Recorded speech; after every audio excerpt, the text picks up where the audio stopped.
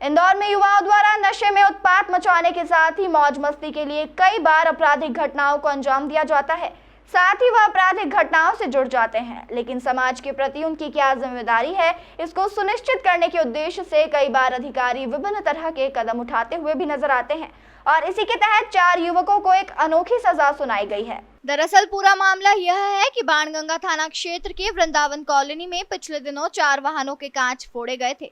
इसके बाद फरियादियों द्वारा थाने पर शिकायत दर्ज कराई गई थी। शिकायत के आधार पर पुलिस ने प्रारंभिक रूप से 427, 294, 506 सहित विभिन्न धाराओं में केस दर्ज कर लिया था और फिर जांच पड़ताल कर धर्मेंद्र, निशील, दीपांशु और जितेंद्र को पुलिस आयुक्त के न्यायालय में पेश किया गया, जहां पर उनके ऊपर दर्ज केस की सुनवाई के दौरान उन्हें सामाजिक जिम्मेदारी समझाते हुए लवकुश चौराहे पर यातायात संभालने के आदेश दिए गए हैं, जिसमें चारों युवक 1 वर्ष तक प्रतिदिन शाम 6 बजे से लेकर रात 9 बजे तक प्रत्येक शनिवार को उपस्थित रहेंगे और यातायात संभालेंगे। इसी के साथ उन्हें हिदायत दी गई है कि वह किसी भी तरह का नशे का सेवन और शराब नहीं पिएंगे। इन चारों युवकों की सजा को लेकर पुलिस आयुक्त ने आदेश दिया है कि थाना बाणगंगा प्रभारी के साथ बीट पर तैनात पुलिसकर्मी इन पर निगरानी रखेंगे। बता दें, इससे पहले भी कई वरिष्ठ पुलिस अधिकारी इस तरह की सजा युवाओं को सुना चुके हैं, जिसमें पूर्व पुलिस कमिश्नर द्वारा झगड़ा करने वाले युवकों को वाहन चलाने और बैठने की मनाही की गई थी।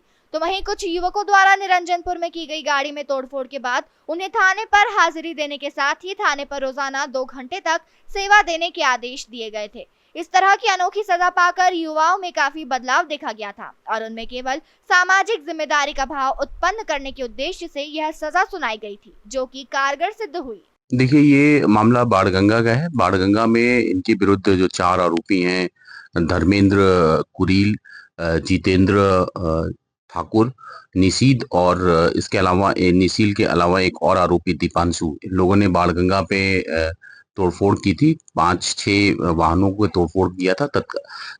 इनके ऊपर तत्काल कार्रवाई की गई थी और इनके खिलाफ 427, 294, 504, 506 का मुकदमा दर्ज किया गया था।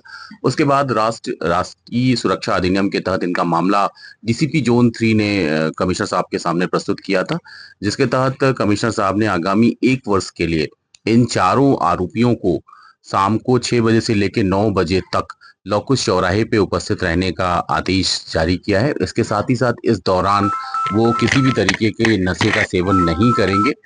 साथ में ये पाबंद किया गया है कि जो थाना प्रभारी हैं और जो बीट प्रभारी हैं वो इनको चेक भी करेंगे। सर, पहली बार इस तरह की सजा सुनाने का आरोपियों को? निश्चित तौर पे ये अपने आप में एक अनोखी पहल है। सीपी साहब ने ये जो आदेश जारी किया है वो नए एक्ट के स्पिरिट के अनुसार है। जो नए एक्ट बने हैं उनके जो स्पिरिट है उसके अकॉर्ड ये कार्रवाई की गई और आने वाले समय में ये ऐसी कार्रवाई और भी की जाएगी। सर, यदि सीपी साहब ने जो अनोखी सजा दी है, कभी आरोपी यह नहीं मानते तो क्या सख्त सजा? निश्चित तौर पे ये माना जाएगा कि उन्होंने जो सजा दी गई थी उसका पालन नहीं किया गया है, तो निश्चित तौर पे उनके खिलाफ फिर से कानूनी कार्रवाई स्टार्ट की जाएगी।